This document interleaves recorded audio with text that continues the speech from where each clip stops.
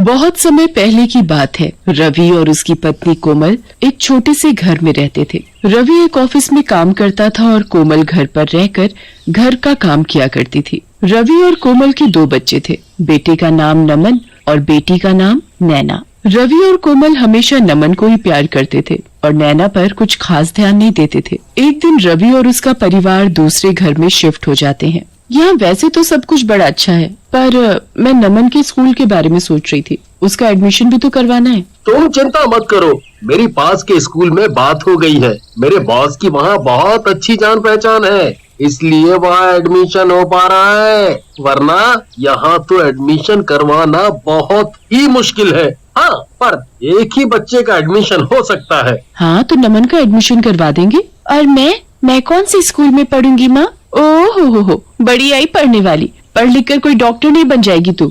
आखिर एक दिन शादी करके अपने घर ही जाना है तुझे, समझी? नैना बहुत रोती है, पर कोई भी उसकी बात सुनने को तैयार नहीं होता। कुछ दिन बाद से नमन नए स्कूल में जाना शुरू कर देता है।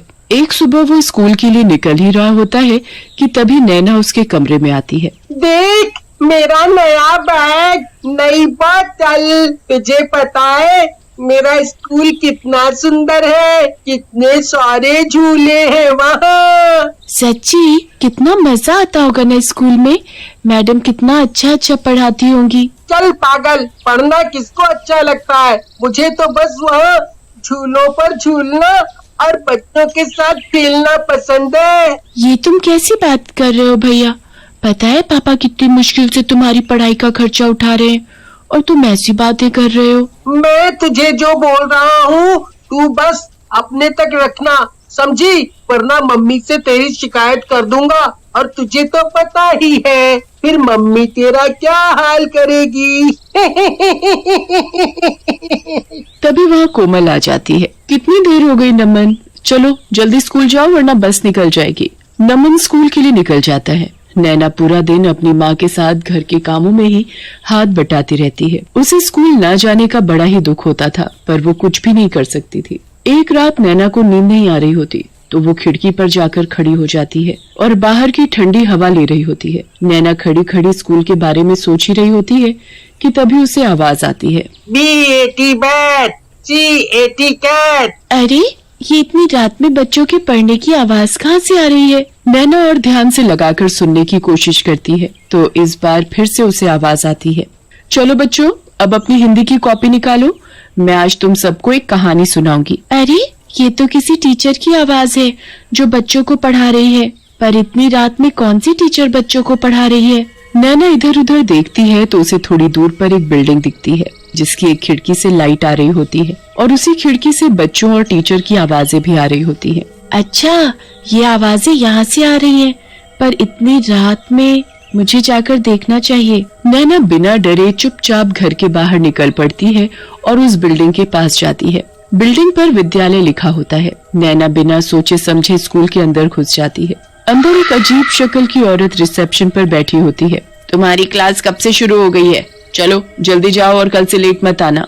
मेरी क्लास? पर मैं तो यहाँ पहली बार आई हूँ। कोई नहीं, चलकर देख ही लेती हो। नैना ऊपर जाती है तो वहाँ एक मैडम हाथ में फाइल लेकर घूम रही होती है। चलो जल्दी जाओ क्लास में, वरना मैम बहुत गुस्सा करेंगी। पर मैं तो बातें बाद में करना, चलो भी क्लास में जाओ। नैना को कुछ समझ नहीं आ रहा होता कि आखिर उसके साथ ये क्या हो रहा है। वो पहली बार स्कूल में आई है और सब लोग उसके साथ ऐसा व्यवहार कर रहे हैं जैसे वो उसी स्कूल की बच्ची है। नैना क्लास में घुसती है तो उसकी आंखें फटी की फटी रह जाती हैं। वहाँ एक चुड़ैल भूतिया बच्चों को पढ़ा रही होती है। नैना जोर से चिल्लाती है, बचाओ! शोर मत मचाओ, दिख नहीं रहा बच्चे टेस्ट कर रहे हैं और तुम इतनी देर से क्यों आई हो? चलो अब अंदर आकर बैठो और कल से लेट मत आना। नैना को कुछ समझ नहीं आ रहा होता कि वो क्या करे। उसके डर के मारे वहाँ से भागने की भी हिम्मत नहीं हो रही होती। अब क्या बाहर ही खड़े रहना है? बोला ना अंदर आकर बैठो, चलो जल्दी आओ। जी मैडम। नैना चुपचाप एक खाली सीट देखकर वहाँ बैठ जाती है। नैना की सीट पर पहले से ही एक नया बैग, उसमें नई नई किताबें, नई बोतल और बहुत सी चीज होती है। वाह, ये तो कितना सुंदर है। ये सब तुम्हारा है। चलो अब तुम भी अपनी कॉपी किताब निकालो। नैना अपने बैग से कॉपी और किताब निकालती है। बाकी भूतिया बच्चों के साथ पढ़ने लगती है। चुड़ैल टीचर बच्चों को बड़े ही प्यार और अच्छे से पढ़ा रही होती है। नैना अपनी पढ़ाई में इतना खो जाती है कि उसका डर कुछ ही देर में अपने आप खत्म हो जाता है। वो पूरा ध्यान लगाकर चुड़ैल टीचर का पढ़ाया हुआ समझती है और उसे बड़ा ही मजा आता है। क्लास होने के बाद चुड़ैल टीचर सबको टॉफी भी देती है। Thank you madam. अब कल टाइम से स्कूल आना, ठीक है? फिर तुम्हें रोज टॉफी मिलेगी। ठीक है मैडम। पर एक बात याद रखना। क्या बात मैडम? यही कि किसी को भी इस स्कूल के बारे में नहीं बताना, वरना कोई तुम्हें यहाँ दोबारा नहीं आने देगा। मैं किसी को नहीं बताऊंगी। नैना की स्कूल की छुट्टी रात के 3:45 पर हो जाती है और फिर वो अपने घर आकर चुपचाप सो जाती है। नैना अगले दिन उठती है पर किसी को भी रात की बात के बारे में कुछ नहीं बताती, क्योंकि उसे डर होता है कि उसके स्कूल के बारे में जानने के बाद उसके माँ बाप उसे दोबारा वहाँ नहीं जाने देंगे। नैना इसी डर से रात के स्कूल वाली बात किसी को भी नहीं बताती। नैना को तो बस पढ़ने का इतना शौक होता है कि उसे कोई फर्क ही नहीं पड़ता कि उसे आधी रात में एक भूतिया स्कूल में जाना पड़ रहा है और वहाँ पढ़ने और पढ़ाने वाले सब भूत चुड़ैल हैं। नैना रात के 12 बजने का इंतजार करती है। जैसे ही 12 बजते हैं वो दोबारा उसी भूतिया स्कूल में पढ़ने जाती है और खूब मन लगाकर पढ़ती है। कितना अच्छा लग रहा है यहाँ, कितना सब सीखने को मिल रहा है। सच में मुझे भी पढ़ने का बहुत शौक है। पर तुम सब भूत कैसे बन गए? ये टीचर भी। एक दिन इस स्कूल में आग लग गई थी और बहुत से बच्चे और टीचर उसमें जलकर मर गए। इस स्कूल का मालिक भी उसी में जलकर मर गया।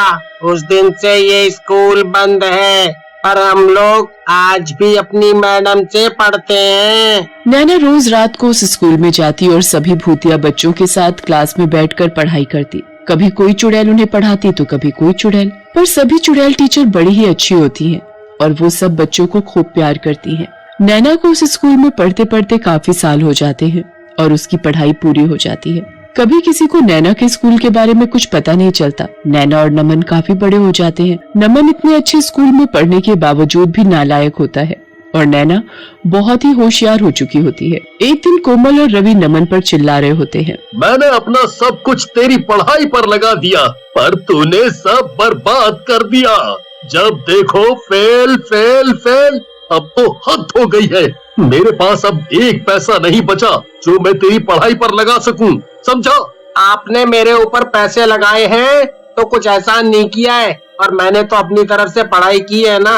अब मैं फेल हो गया तो हो गया, इसमें इतना क्या गुस्सा हो रहे हो? हे भगवान, इस लड़के को तो जरा भी शर्म नहीं रही। नमन पढ़ने में कभी ध्यान नहीं देता और ऊपर से वो दिन पर दिन बहुत ही बदतमीज होता जा रहा था। धीरे धीरे उसने घर से पैसे तक चुराने शुरू कर दिए थे। एक दिन जब रवि और उसका परिवार रवि के बॉस के घर एक पार्टी में जाते हैं तो नमन वहाँ भी चोरी करने लगता है और नमन का बॉस उसे रंगे हाथों पकड़ लेता है। ये वही है ना जिसका मैंने एडमिशन करवाया था। देखो तो आज मेरे ही घर में चोरी कर रहा है। रवि, तुम्हें कल से ऑफिस आने की कोई जरूरत नहीं है, समझे? सर, मेरी क्या गलती है? मैं चोर के बाप को नौकरी पर नहीं रख सकता, अंडरस्टूड? नमन की हरकत की वजह से रवि की नौकरी चली जाती है। कुछ ही समय में वो लोग सड़क पर आ जाते हैं। उनके घर में खाने को एक दाना भी नहीं होता। नैना को ये सब देखकर बहुत दुख होता है। वो आस पड़ोस के बच्चों को पढ़ाने लगती है और घर का खर्चा चलाने लगती है। जब ये बात रवि और कोमल को पता लगती है कि उनकी बेटी नैना बच्चों को पढ़ाती है तो वो बड़े हैरान होते हैं। नैना तो कभी स्कूल ही नहीं गई, तो फिर वो दूसरे बच्चों को कैसे पढ़ा सकती है? यही बात सोच सोच कर तो मैं भी परेशान हूँ। एक दिन रवि और कोमल नैना से ये बात पूछते हैं, पर वो बताने से हिचकिचाती है कि उसने इतनी पढ़ाई आखिर कहाँ से की। कोमल नैना के पीछे ही पड़ जाती है और नैना को सब सच बताना पड़ता है। नैना की बात सुनकर रवि और कोमल दंग रह जाते हैं। तुम पढ़ने के लिए आधी रात में भूतों के स्कूल में पढ़ती थी। ये सब हमारी गलती है। हमने कभी तुम्हारी पढ़ाई को अहमियत नहीं दी, जबकि तुम्हारे अंदर पढ़ने की कितनी लगन थी। हमने उस लड़के पर सारे पैसे लगा दिए, इसने हमारी इज्जत तक मिट्टी में मिला दी। हमें माफ कर देना बेटी। रवि और कोमल को अपनी गलती का एहसास होता है। नैना उसके बाद कभी उस भूतिया स्कूल में दोबारा नहीं जाती, पर वहाँ की टीचरों को हमेशा दिल से धन्यवाद करती है।